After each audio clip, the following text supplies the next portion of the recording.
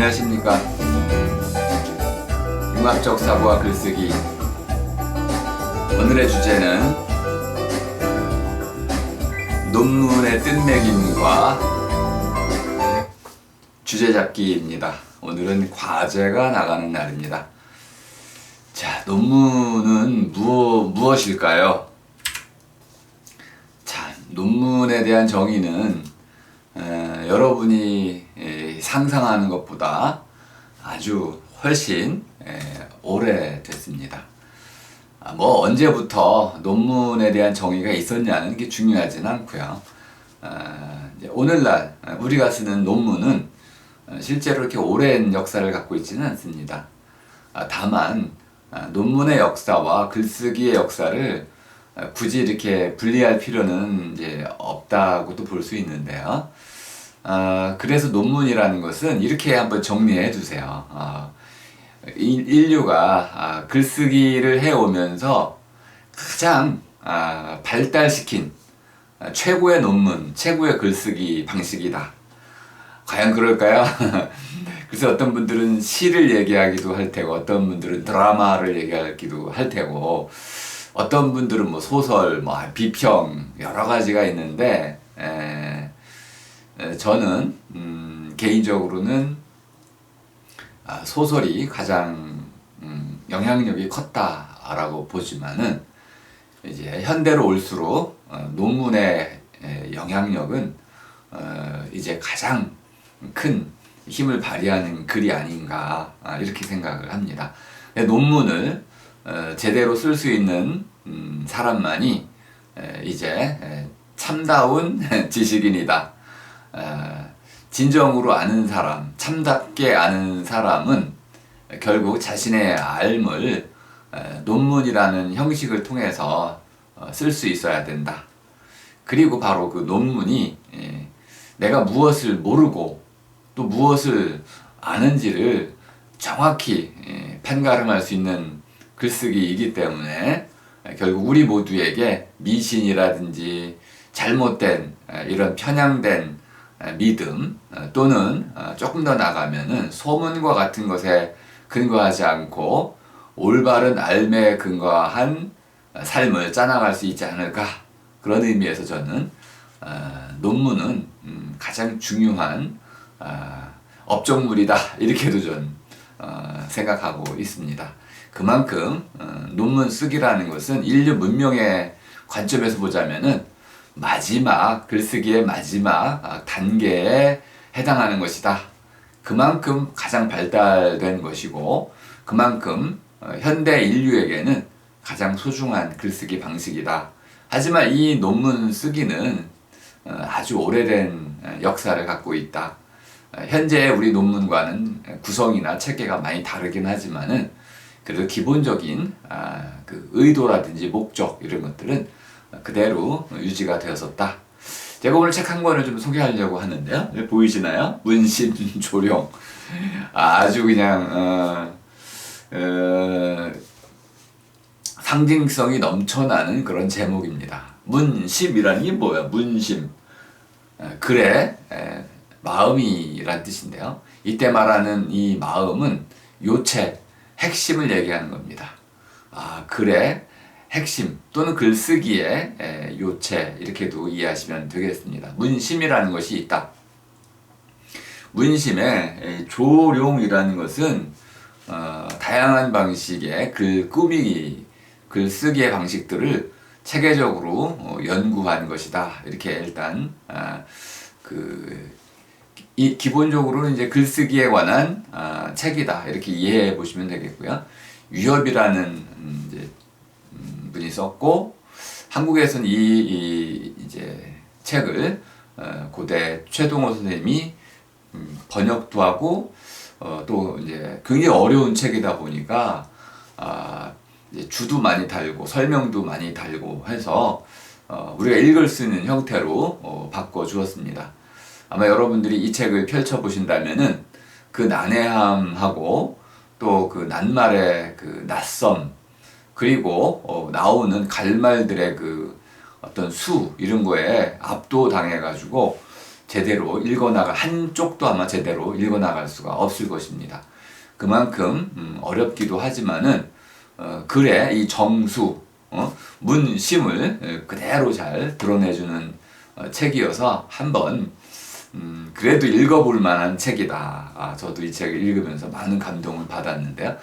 여러분도 좀 어렵지만은 한번 혹시 마음이 가는 곳이 있을 수 있으니까 이렇게 한번 찾아서 읽어보시면 어떨까 하는 생각이 좀 듭니다. 그 문심조룡이라는 책 가운데서 논문과 관련된 부분만 제가 좀 소개를 해드리겠습니다. 경이라는 말과 논이라는 말을 좀 구분할 필요가 있습니다. 경서라고 우리가 많이 쓰고 있는데 그 안에 경, 논, 서 이렇게 세 단계로 글의 종류를 구분했다 이렇게 이해하시면 되겠습니다. 경이라는 것은 진리를 담아놓은 말 이렇게 이해하면 되겠습니다. 진리를 담아놓은 글, 성경, 불경, 역경, 시경, 서경 뭐 이런 거 있잖아요. 그죠? 뭔가 그 성현들의 말씀을 담아놓은 글. 그래서 이건 틀릴 수 없는 글이다. 이렇게 전제를 하고 우리가 받들어 모시는 그러한 아주 가장 인류의 보배와 같은 그 진리를 담아놓은 글, 이것을 경이라고 합니다. 경도, 위도할 때 이렇게 세로줄을 얘기하는 거죠. 모든 것의 삶의 기준이 되는, 그 세로줄이 되는, 기둥이 되는 그런 글이다. 이렇게 이해하시면 되겠습니다. 그러니까 이 경에 담긴 내용들은 모두가 다 참이다. 이렇게 인정을 받고 있는 그러한 내용입니다. 도덕경, 아마 여러분들이 도덕경은 들어보셨을 겁니다. 어쨌든 이렇게 경이라는 것은 성현의 가르침을 잘 적어 놓은 것이다. 물론 이제 대부분은 성현 자신이 쓰진 않죠. 그 제자분들이 열심히 적어 놓았기 때문에 이것이 제자들의 생각인지 스승님의 생각인지 어디까지 이렇게 구분하기는 어렵지만은 적어도 존경하는 스승님의 말씀을 적은 제자의 입장에서는 그걸 뭐 거짓으로 또는 꾸며서 적지는 않았겠죠. 이런 이제 믿음의 관점에서 우리가 보더라도 경이라는 것은 제자들이 참이다라고 이제 증명되거나 또는 믿게 된 그 내용들만을 적어 놓은 것이다. 이렇게 이해하시면 되겠고, 이 경이 내용이 좀 비유도 많고 또 굉장히 포괄적인 이런 방식으로 이제 쓰이다 보니까 이해하기가 좀 어렵습니다.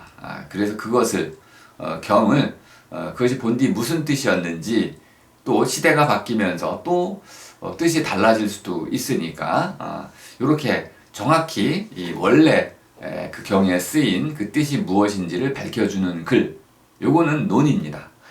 논이라는 것은 경에 담긴 뜻을 가지런히 또는 알기 쉽게 밝혀주는 그런 글이군요. 서라는 것은 글로써 적힌 모든 것을 서라고 이야기합니다. 가장 넓은 개념으로 서, 그 중에 참인 것만을 담아놓은 것, 이것은 경, 그리고 경을 잘 풀이해 놓은 글, 이것은 논이라고 이해하시면 되겠습니다. 그 정도면 충분히 이해가 됐을 거라고 봅니다. 자, 이 논에는 이렇게 다양한 범주들이 있습니다. 오늘날에는 이 범주들을 다 그대로 적용시킬 수는 없지만은 적어도 이 가운데 많은 내용들은 여전히 우리에게 논문이라는 형태로 이렇게 쓰이고 있습니다. 쭉 눈으로 보시고 나중에 이제 우리가 수업 시간에 해야 할 이제 최근 현대의 논문과는 좀 맞지 않는 부분들도 있고 그래서 여러분들이 과거에는 이런 방식으로 논의 범주를 갈래를 나눴구나, 이렇게 이해하시는 정도로, 참고하시는 정도로 보셔도 되겠습니다. 자, 그럼 이제 유엽이 논을 어떻게 끝맺였는지, 이렇게 복잡하게 뭔가 얽혀 있는 것 같은데, 그럼 논이라는 것을 뭐라고 정의했는지 그걸 한번 소개를 해 드리겠습니다. 자, 논이라는 건 딱 보니까, 자, 미륜군언이라는 어려운 것처럼 보이지만 하나하나 살펴보면 이렇게 어려운 한자 낱말은 아니고요. 여러분이 네이버 한자 사전만 찾아봐도 충분히 읽을 수 있는 그런 수준의 이제 한자 낱말입니다. 자, 그 미라는 게 무엇이냐면은 빈틈을 메운다 이런 뜻입니다. 뭐 미륵보살 할 때도 쓰긴 하는데 어떤 것이 틈이 벌어져 있어서 연결이 안 되어 있을 때, 끊겨 있을 때, 잘 연결이 안 되는 부분을 이어주는 거, 이것이 미입니다. 어떤 글들이 여러 개가 있는데 그 여러 개의 글들이 토막토막 나뉘어져 있어요. 그럼 이것들을 아주 매끄럽게 잘 이어지도록 연결해 주는 거, 이어주는 거. 그래서 뭔가 이렇게 벌어진 틈을 메워주는 거. 이해되셨나요? 네. 글이 있는데 수많은 다른 종류의 글들이 있는데 그것들이 하나로 이렇게 꿰어질 수 있는 내용으로 되어 있을 때 그것들을 하나로 쭉 꿰어주는 것. 이것이 바로 아주 중요한 이제 뜻맥이 정의가 된다. 이렇게 이해하시면 되겠습니다. 자, 그러면은 제가 이제 수업 시간마다 했던 거 있죠. 별이. 논문이라는 것은 결국 다양한 서로 다른 글들의 어떤 일맥상통하는 점을 하나의 별이를 제시해서 꿰어주는 거구나. 이렇게 일관성 있는 글을 만들어간 빚어내는 것이 바로 논이구나. 이렇게 이해하시면 되겠습니다. 그 다음에 그것만 하면은 그냥 꿰어놓기만 하면은 의미가 없죠. 그것이 왜 그렇게 깨어질 수 있는지 이유를 설명해야 되는 거죠. 그래서 연정일리라고 설명을 또 했습니다. 연정일리라는 것은 어떤 이치를 세워가지고 왜 이것이 이 다음에 이렇게 순서 차례를 가지고 꿰어질 수 있는지 그 이유를 차례대로 설명해 주는 것, 이유를 밝히는 것, 이치를 밝혀내는 것, 이것이 논문입니다. 그러니까 내용적으로 봤을 때는 현대 우리가 하는 거하고 좀 비슷하긴 한데 근본적으로 뭔가 하나 부족한 점이 있어 보이네요. 주장이 빠진 것 같습니다. 자신의 생각을 난 이렇게 이 문제에 대해서 이렇게 생각한다라는 자신의 주장이 좀 빠진 거, 이것이 좀 아쉽습니다. 그래서 과거에 이렇게 수리부작이라고 말하는 기존의 이제 이런 성현들께서 또는 이제 앞선 선배들께서 이렇게 말씀해 놓은 것들을 잘 꿰는 정도로 훈고학 이렇게 뭔가 잘 꿰어가지고 이미 누군가 성현께서 말씀해 놓은 걸 가지고 내가 말하는 이런 능력을 주로 논이라고 말해놓고 경을 풀어주는 정도에서만 논문을 이해했군요. 그래서 오늘날 우리가 얘기하는 논문과는 어떤 근본적인 차원에서 어떤 차이가 다른 점이 눈에 띕니다. 그것이 무엇인지를 좀 이따가 제가 설명을 좀 해드리도록 하겠습니다. 자, 논은 경과 다르다고 분명히 말씀드렸는데 그러면 경은 달달달 외우는 이런 내용들이 주로 경입니다. 경서는 다 외워야 되는 거죠. 그래서 시험 볼 때도 외워서 시험 봐야 되고 편지 쓸 때도 다 외워서 써야 되는 거고. 근데 논은 외우는 것이 아니고 어떤 누군가의 말에 대해서 옳고 그름을 분명히 가리는 것이다. 그렇군요. 논은 기본적으로 옳고 그름을 가리는 거군요. 우리 많이 들어보셨죠? 분석할 때 했습니다. 논문에는 바로 이 분석이라는 것이 가장 첫머리에 필요로 하는 거였군요. 네, 반드시 논문에서는 분석이라는 것이 행해진다는 걸 알 수 있습니다. 두 번째는 분석 외에 어떤 것을 구체적으로 탐색해 들어가야 된다. 탐색이라는 것은 찾아 나간다 이런 뜻입니다. 파고들고 찾아 나간다. 밑으로 근거를 찾아 파고 들어가고 또 다양한 사례들을 찾아 나서는 것, 이 두 가지를 또 해야 되는 거죠. 또 하나는 이것 말고도 어떤 사례들을 설명하기 위해서는 어떤 이론, 설명의 틀이라고 할 수 있는 이론들이 필요하군요. 이거 추상적인 담론을 구성하는 것. 그리고 기본적으로는 논문의 아주 중요한 특징 중에 하나죠. 왜냐하면 하고 이유를 대는 것, 논리를 찾는 것. 그래서 앞의 말과 뒤의 말, 이 모든 말들이 하나로 술이 아주 일관성 있게 서로 깨어지도록 만들어지는 하나의 논리를 이어주는 것, 이런 작업도 논문에서 반드시 해야 되는 거군요. 그리고 또 하나는, 자, 생각 틀을 잡아가지고 나름대로 커다란 이 틀을 질 수 있는 사리라고 할 수 있는 사리를 만들어내는 것, 이것이 바로 논문의 중요한 특징인데, 하나의 사리와, 이건 말이 좀 여러분들이 이해하실 수 없을 수도 있는데요, 여러 개의 경쟁하는 이론들 가운데 어떤 이론이 더 나은 이론인지를 평가하는 것이다. 어디서 들어보신 이름이죠? 네, 비평에서 들어보신 겁니다. 값을 매기는 거군요. 이 이론도 나름대로 설명력이 있고 다른 이론도 설명력이 있는데, 이 이론과 다른 이론 사이에 더 설명력이 높은 게 무엇인지를 찾아내는 것.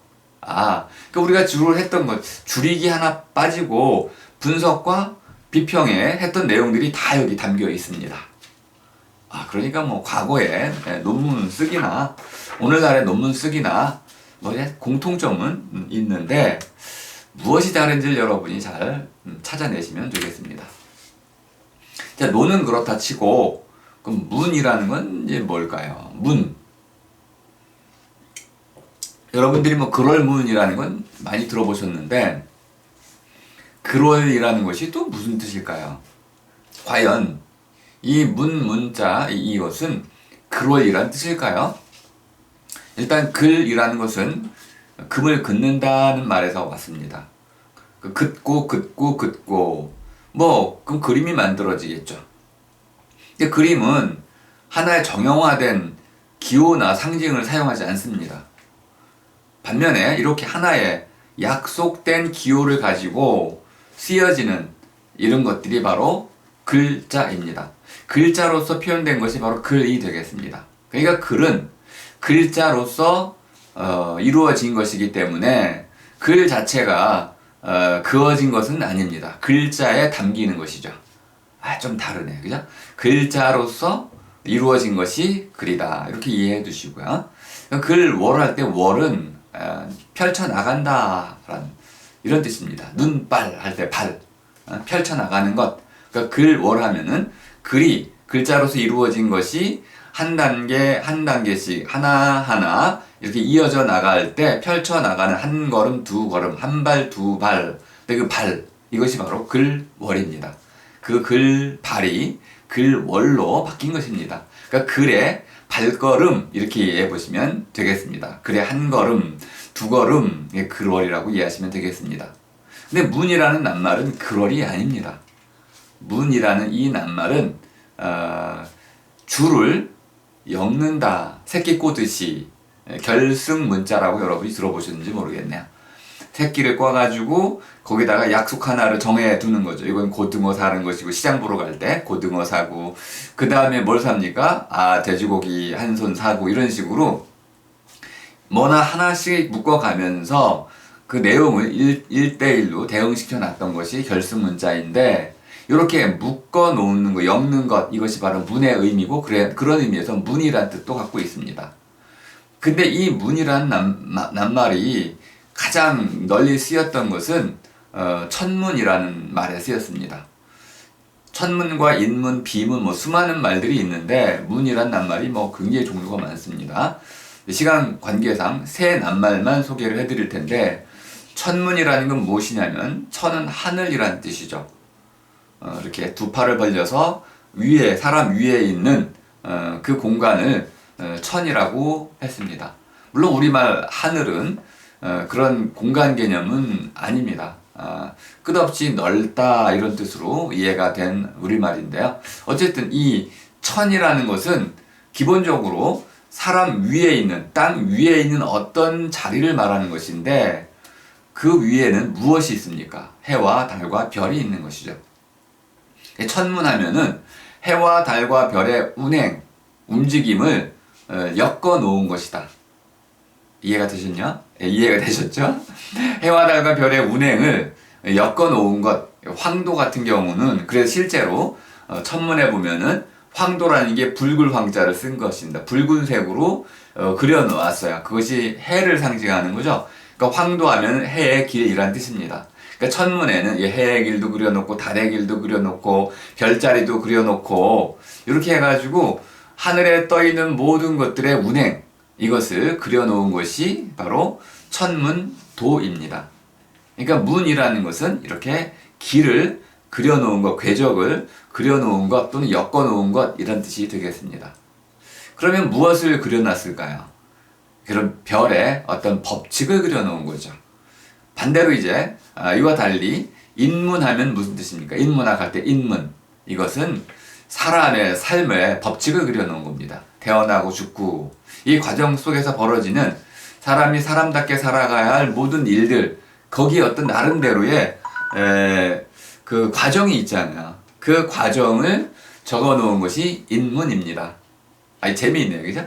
그러니까 삶의 과정을 엮어 놓은 것. 근데 그것이 법칙적인 경우로 엮일 수 있는 거, 예라든지 도리라든지 이런 것들을 적어 놓은 것이 바로 인문이다. 그러니까 사람의 삶의 도리를 적어 놓은 것이 인문입니다. 근데 비문은 비석에 적어 놓은 어떤 글을 얘기하는데, 죽은 사람, 죽었을 때 그가 삶을 살아오면서 거쳐왔던 궤적, 살아온 삶을 적어두는 것이 비문입니다. 어쨌든 이것도 그 사람의 삶을 엮어주는 것이네요. 그래서 문이라고 하면은 엮는다는 뜻으로 좀 이해해 보시면 더 쉽겠습니다. 그러니까 글월하고는 좀 다른 차원의 말이었군요. 그러니까 우리가 이렇게 낱말을 근원적으로 이해할 때는 새로운 사태들이 막 생겨난다는 것, 드러난다는 것을 알 수 있습니다. 어쨌든 자, 문이라는 건 이렇게 천문, 인문, 비문식으로 상당히 다양한 이제 쓰임새를 갖고 있었는데, 오늘날 우리는 그런 말 대신에 보고서, 리포트 이런 새로운 말들도 많이 쓰고 있습니다. 많이 헷갈리는 게 논문과 리포트 또는 이제 보고서하고 많이 헷갈리시잖아요. 보고서, 리포트는 아주 간단히 말씀드리면 내가 보고 듣고 읽은 것을 그대로 전달해 주는 것, 이것이 보고서이고 리포트입니다. 그러니까 어떤 내가 일종의 본 내용을, 읽은 책을 요약해주면 그것이 보고서가 되겠습니다. 그러니까 줄이기 기술이군요. 물론 반드시 줄이기는 아닌데 서술의 기술입니다. 풀어주는 거 또는 전해주는 거, 알려주는 거, 이런 것들이 바로 보고서이고, 거기에선 뭐가 빠집니까? 주장이라는 것이 빠집니다. 또는 물음도 빠집니다. 리포트에서는 이미 주제가 정해져 있어요. 자, 이것에 대해서 네가 본 바를, 이 책을 읽고 무엇을 써오시오, 이렇게. 이건 리포트이고 또는 보고서라고 할 수 있겠습니다. 논문과 무엇이 다른지를 또 생각해 보시기 바랍니다. 자, 논문에 대한 저의 정의는 기본적으로 제가 첫 시간에 해드렸던 말씀과 아주 비슷한데요. 논문이라는 것이 뭐냐, 이제 새로운 정의, 새로운 뜻매김을 해드리겠습니다. 경이라든지 뭐 이런 거하고 관계되어 있는 것이 아니다. 논문의 가장 중요한 뜻매김은 알을 짜 나간 글이다. 알이 짜인 글이다. 알을 짜는 글이다. 그 속에 알을 담아 놓은 글이다. 그럼 알이라는 것이 무엇입니까? 어떤 물음, 주어진 물음에 대한 올바른 대답, 이것이 알미였으니까 반드시 논문에는 물음이 들어가야 되고, 또 하나는 알미 들어가야, 대답이 들어가야 되고, 이 대답이 올바른 대답이라는 올바름에 대한 증명이 들어가야 되는군요. 아주 간단하죠, 그죠?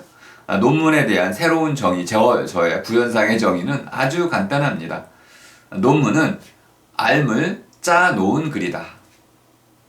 알을 짜는 것, 그것이 논문이다. 그러니까 논문을 저는 암짜기라고 바꿔 부르고 있습니다. 알을 짜는 것, 알미 짜인 글, 또는 알을 짜 나가는 글. 알미라는 것이 하나의 구조를 갖고 있기 때문에 그 알을 구조에 따라서 짜 나가는 글, 이게 바로 논문이다. 이렇게 이해하신다면 아마 여러분들의 이해도 더 정확해지시고 논문을 더 잘 쓰실 수 있을 겁니다. 자, 논문이라는 것이 기본적으로 주어진 물음, 그걸 스스로 가질 수도 있고, 또 제가 여러분께 물음을 던질 수도 있습니다. 어쨌든 자, 주어진 물음에 대한 그 대답, 여러분들의 대답이 있고요. 그 여러분들의 주장이 되는 거죠. 이제까지 우리가 여러분들이 리포트에 너무 익숙해져 있을 수 있습니다.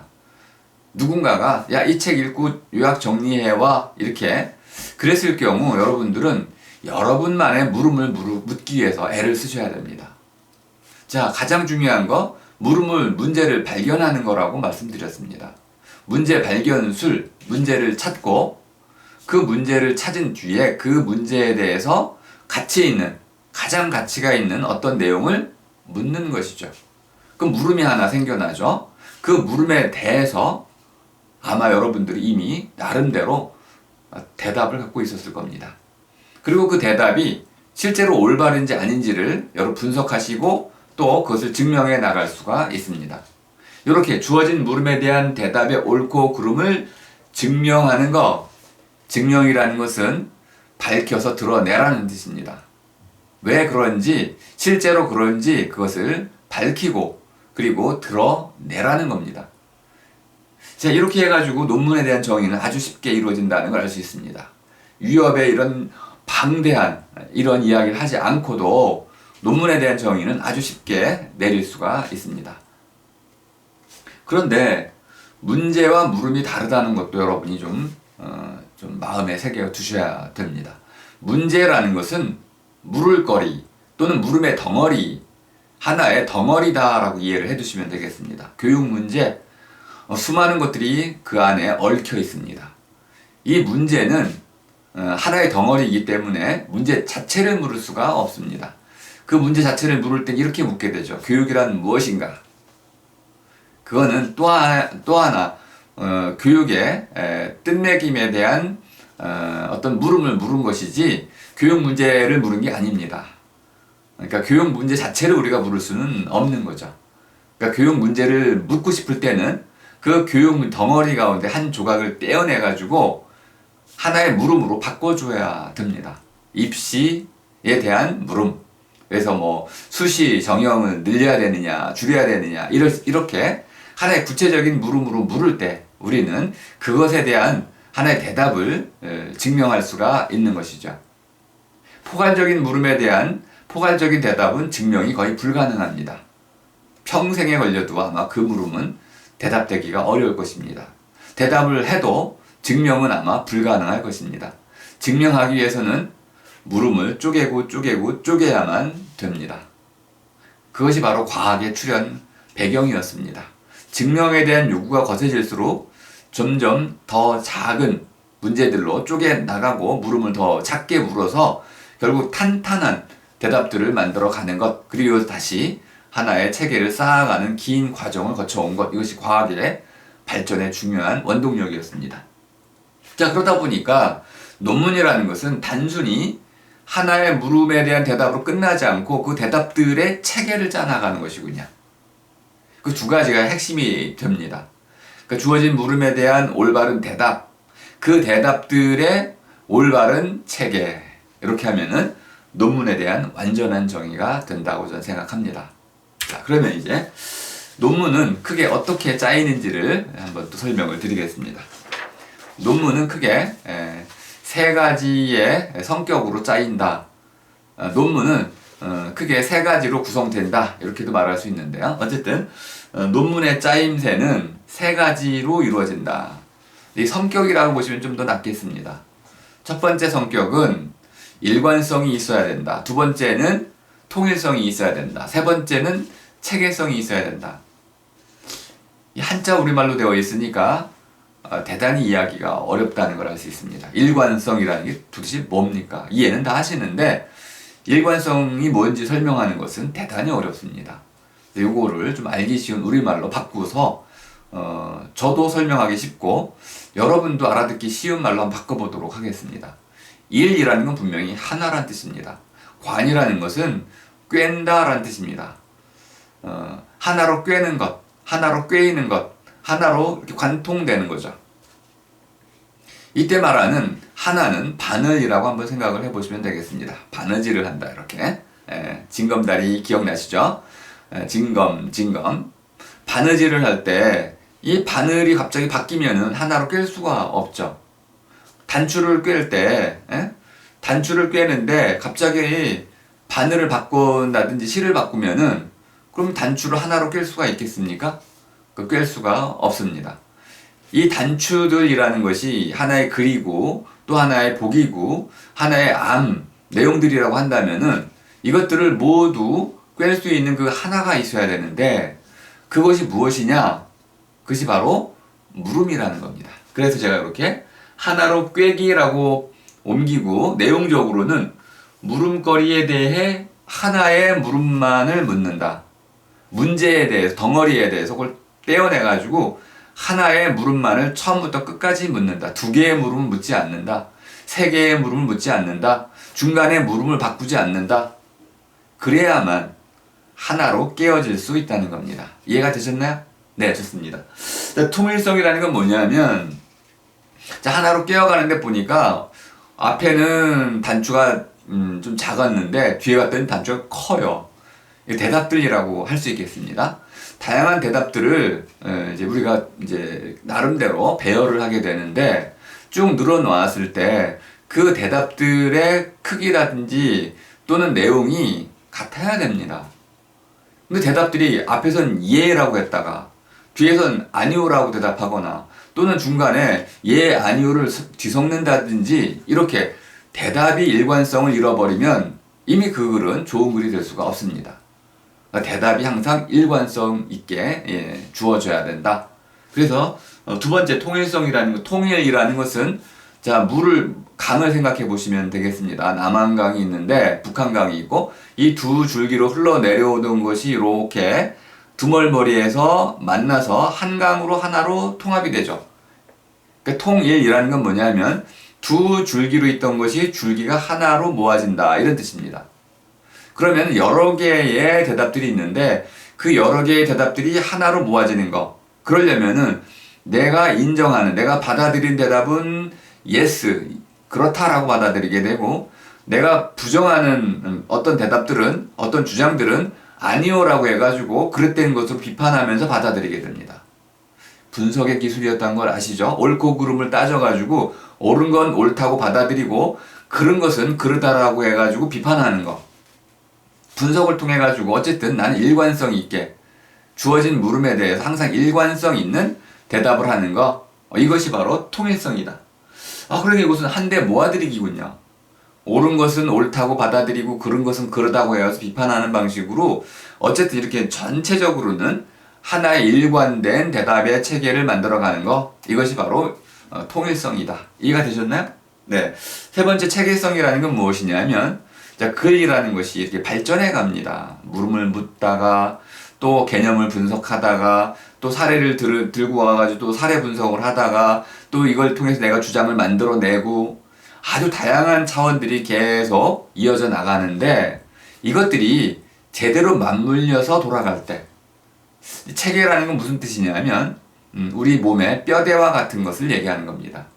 뼈대라는 것이 굵직굵직하게 이렇게 하나의 기둥처럼 어떤 몸체를 이렇게 서 있도록 해주는 거잖아요. 그러니까 우리 논문에도 하나의 흐름이라는 것이 있고 이 흐름이라는 것이 하나의 방향성이 있습니다. 머리로부터 꼬리까지 이렇게 하나의 방향성이 있어서 들어가기, 풀어내기, 끝맺기의 방향으로 쭉 이렇게 흘러가게 되어 있는데 그래야 좋은 글이 되는 것인데 이런 흐름 속에서도 이것이 앞뒤가 서로 잘 맞물려 돌아가도록 흘러가게 만드는 맞춰 나가는 것. 이 맞춰 나가서 그것이 하나의 뼈대를 이룰 때 그것이 체계성이다. 그러니까 뼈대 맞추기다 이렇게 또 볼 수 있겠습니다. 사람의 몸에 빗대어서 이해를 할 수 있겠다. 자, 그러면 이제 시간이 좀 많이 갔지만은 아주 짧게만 설명을 좀 드리고 자, 논문의 얼개를 한번 설명을 드리겠습니다. 오늘은 2부로 구성을 하려고 합니다. 1부가 좀 길어지겠죠? 자, 제가 이제 암짝이라고 좀 낯선가요? 논문이라는 말 대신에 암짝이라는 말을 쓰도록 하겠습니다. 암을 짠다는 것은 항상 물음과 대답 그리고 그에 대한 올바름의 증명이 필요하다고 말씀드렸습니다. 암짝이에 얼개가 있다. 이 얼개라는 것은 얽혀지는 것인데 얼기, 눈, 코, 입이 저렇게 눈, 코, 입, 이거 얼굴이라고 하잖아요.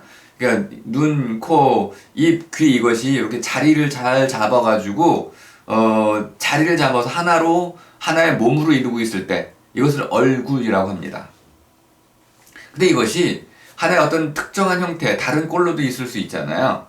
그럼 예를 들어서 뭐 나란히 꼴도 있고, 또 뭐 나름대로는 이렇게 세워놓은 꼴 탑이라든지 또는 저열의 가람배치 꼴이라든지 이런 다양한 형태로 있을 수 있기 때문에 여러 가지의 꼴이 있다고 했을 때 그런 꼴을 잡는 과정, 그것을 얼개라고 얘기한다. 구조하고 비슷하지만은 얼개라는 말은 여러 개가 얽혀가지고 서로 다물려서 맞물려가지고 하나의 꼴을 이루고 있다. 이렇게 본다는 점에서 좀 더 역동성이 좀 커진 그런 낱말이다. 이렇게 이해하시면 되겠습니다. 알을 짜 나갈 때 얼개 이렇게 이해하시면 되겠습니다. 알을 어떻게 우리가 짜 나갈까요? 뭐 기본적으로 먼저 알미라는 것에 대한 뜻매김을 이해하면 금방 이해하실 수 있겠네요. 주어진 물음에 대한 올바른 대답이라고 얘기했잖아요. 그럼 일단 가장 먼저는 뭐가 나와야 되겠습니까? 물음이 나와야 되겠죠. 그 다음은요, 그 물음에 대한 대답이 나와야겠죠. 근데 그 대답이 올바른지 아닌지를 증명이 돼야겠죠. 그런 다음에는 그걸 가지고 이거다라고 하나의 주장, 내세우는 말을 이제 아주 정확하게, 뚜렷하게, 명료하게 제시하면 되겠네요. 그 논문이 완성이 되는 겁니다. 자, 논문의 큰 구조만, 얼개의 몇 가지 틀만, 얼굴과 비슷하게 썼나요? 아무튼, 몸에 빗대어서 좀 썼는데요. 맨 위에는 이마가 있습니다. 여기 이마. 이마라는 것은 이렇게 이해하시면 되겠습니다. 나를 대표하는 것이다. 내가 쓴 글, 이 글을 대표하는 것이 이마이다. 이렇게 표제라고도 이해하셔도 좋겠습니다. 이 이마에는 크게 두 가지가 들어갑니다. 하나는 글의 이름, 제목이 들어가고요.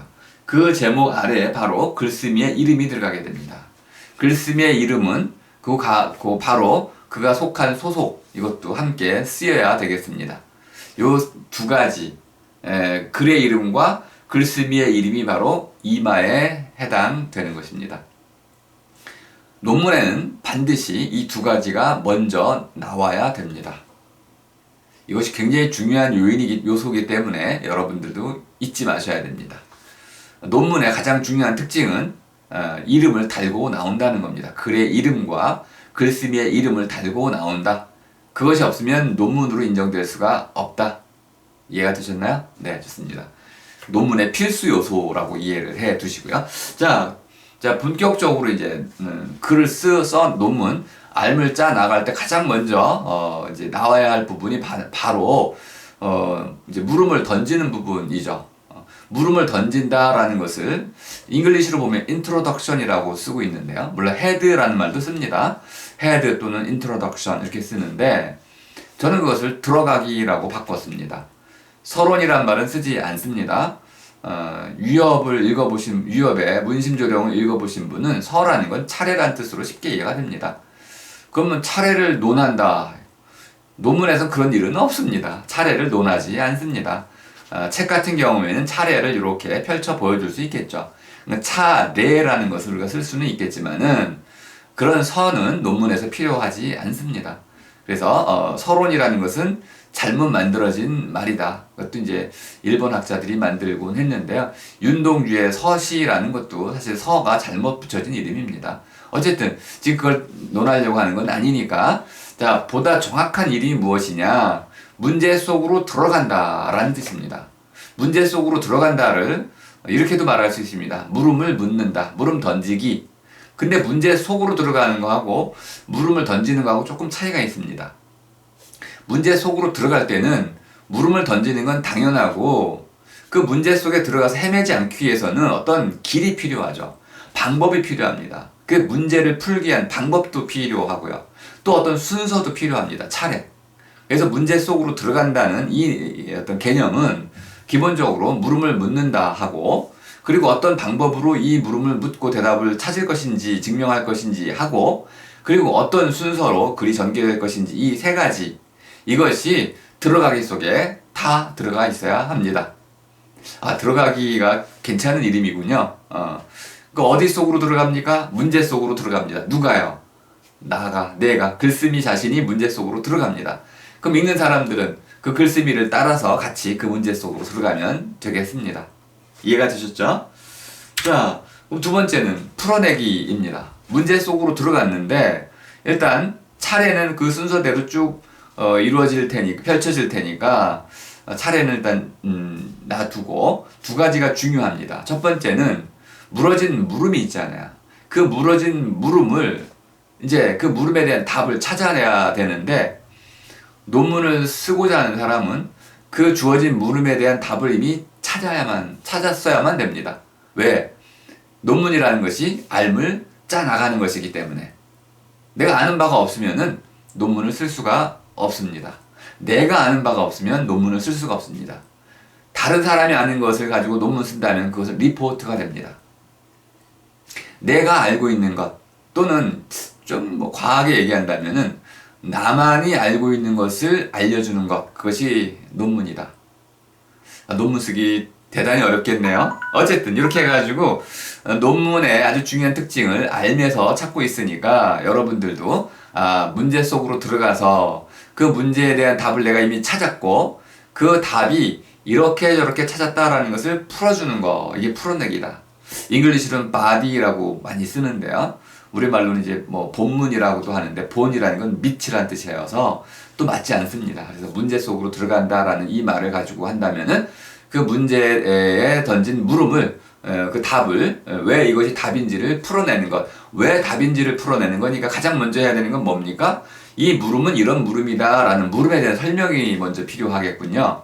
그래서 자, 풀어내기는 세 개의 도막으로 또 나뉘는데 첫 번째 도막에서는, 도막 1에서는 내가 던진 물음은 어떠한 물음인지를 쭉 설명해 주는 부분입니다.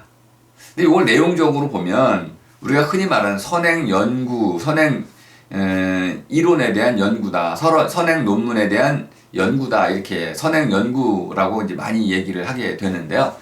그걸 그렇게 이제 이해하셔도 좋은데, 구체적인 내용으로 보자면 크게 두 가지입니다. 하나는, 자, 물음과 대답에서 쓰이는 주요한 개념들이 있습니다. 이제 갈말이라고 쓰는 거, 갈고 닦은, 갈래갈래 나누어진 그런 갈말들이 있습니다. 그 갈말들을 여러분들이 정확히 뜻매김할 수 있어야 됩니다. 뜻매김 없이 쓰는 것은 애매하고 모호하고, 이 애매성과 모호성 때문에 결국은 논문이 좋은 논문이 될 수가 없습니다. 그 뜻매김을 정확히 해야 되는데, 뜻매김을 하려면 선행 연구들에서 어떻게 뜻매김했는지를 다 검토를 해야 되잖아요. 그래서 논문에 쓰시는 분들은 가장 중요한 태도 중에 하나가 성실성입니다. 내가 지금 쓰고자 하는 이 주제와 관련해 가지고 얼마나 많은 사람들이 연구를 했는지 그걸 검토하셔서 한 명도 빠짐없이 관련된 논문들을 모두 검토할 것. 불가능하겠지만 최대한 그렇게 하라는 겁니다. 그럼 그것이 선행 연구하고 같은 거겠죠, 그죠? 어쨌든 선행 연구지만은 기본적으로 그렇게 내가 묻고 대답하는 그 어떤 과정 속에서 쓰게 될 그런 낱말들, 갈말들에 대한 뜻매김을 하는 게 도막 1이다. 이해가 되셨나요? 그럼 이제 개념의 역사를 좀 제시하는 거하고도 연결되겠고요. 또 하나는, 이렇게 하나의 개념이 만들어진다는 것은 그것을 연구한 선행 이론들이 있다는 거죠. 그러니까 어떠한 갈말의 뜻매김뿐만 아니라 개념의 역사와 더 나아가서 그 개념의 역사를 이끌어낸 그런 연구자들의 이론에 대한 탐구까지도 도막 1에서 필요한 만큼 하시면 되겠습니다. 다음에 도막 2에서는 뒷받침하는 것인데요. 증명하는 부분입니다. 내가 대답을 하나 만들었는데 이 대답이 실제로 참이다라는 걸 증명하기 위해서 그 두 가지가 필요합니다. 하나는 이렇게 누군가가 선행 연구자들이 이렇게 저렇게 연구해가지고 만들어낸 개념적인 분석들, 이것도 하나 가져와야 되고요.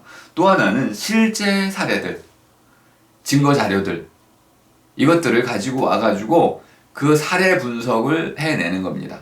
사례 분석을 통해 가지고 실제로 이렇습니다, 사실이 이러합니다, 이런 자료가 있습니다, 그래가지고 뒷받침할 수 있는 증거들을 쭉 제시하면서 그것들이 왜 내 대답을 뒷받침할 수 있는지 그 이유를 밝혀주는 것, 이것이 바로 도막 2에서 하는 것입니다. 그리고 마지막으로 도막 3에서는 도막 1과 2를 잘 종합을 해가지고 나만의 새로운 주장, 내세운 말을 마련하는 것입니다. 그런데 이때 주의하실 것은 도막 1과 도막 2에서 말해진 한에서만 내가 내세우는 말을 만들어내야지, 그걸 넘어서서 만들어내면은 결국은 잘못된 주장이 된다, 이렇게 이해하셔야 되겠습니다. 어쨌든 이렇게 보시고 요거는 나중에 반복이 또 될 테니까 그때 또 한 번 더 말씀을 드리겠습니다. 자, 그리고 마지막으로 이제 끝맺기가 있는데, 끝맺기는 도막 1, 2, 3에서 이야기된 내용을 좀 알기 쉽게 요약을 해주시면 되겠습니다. 그러니까 끝맺기에서는 새로운 이야기를 하는 것이 아니고, 내가 어떤 물음을 물었고 이 물음은 왜 중요했고, 더 나아가서 나는 이 물음에 대해서 이러이러한 대답을 하려고 했는데 그걸 위해서 이런 방법론이나 이런 개념적 연구가 필요했고, 그 다음에 이러한 식으로 나는 어떤 그 사례 분석을 했다. 그리고 그래서 결국 나는 이 논문에서 이러한 주장들을 이제 내세우게 됐다. 이렇게 요약을 해주시면 되겠습니다. 그리고 맨 앞에 이마가 있었다고 한다면은 맨 뒤에는 살필거리, 참고문헌이라고 이제 흔히 얘기하고 있는데요. 제가 참고문헌이라고 쓰지 않는 이유는 요즘은 이제 이 글이라는 걸 넘어서서 유튜브라든지 또는 위키피디아라든지 다양한 인터넷 자료들, 웹사이트 자료들, 수많은 이런 인터넷 디지털 문서들까지 포함해가지고 문서를 넘어서는 것들이 더 많이 인용이 됩니다. 그러니까 이거는 그냥 살필거리 정도로 해가지고 이제는 우리가 살필 수 있는 것들의 목록을 좀 더 넓혀야겠다. 그래서 여러분들은 두 가지, 살필거리라는 말도 좀 알아두시고 참고문헌이라는 말도 알아두셔서 같이 쓸 수 있으면 되겠습니다. 자, 일단 1부에서는 이렇게 논문이 무엇인지를 여러분이 좀 이해하실 수 있는 수준에서 말씀을 드렸습니다. 네, 1부를 마치겠습니다.